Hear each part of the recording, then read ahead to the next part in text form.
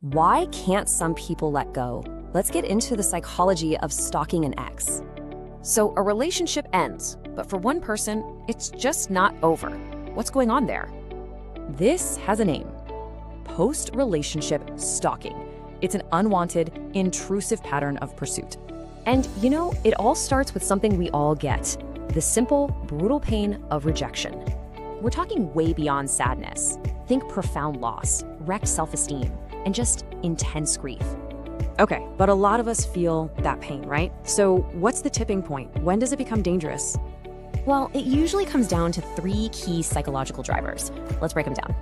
First up, we have what's called an insecure attachment style. This is all about a deep-seated fear of being abandoned. Their entire self-worth gets tied up in that person. So, a secure person grieves and moves on.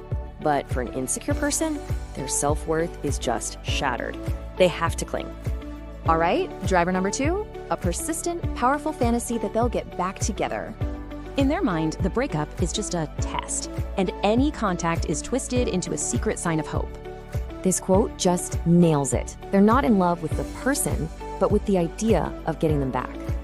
And all of this leads us to the third big piece of the puzzle: poor emotional regulation. It's a really vicious cycle. An intense feeling hits, that triggers an impulse, and they just can't stop themselves. So when you mix these three drivers together, regular old heartbreak can spiral into something much worse. And what does that look like? Constant texts, obsessively checking social media, basically zero respect for boundaries. Okay, and all of this brings us to a really, really crucial point.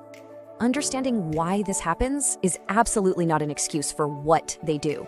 It's an explanation, not a justification. So that leaves us with a big question, right? How do we get better at telling the difference between heartbreak and harassment?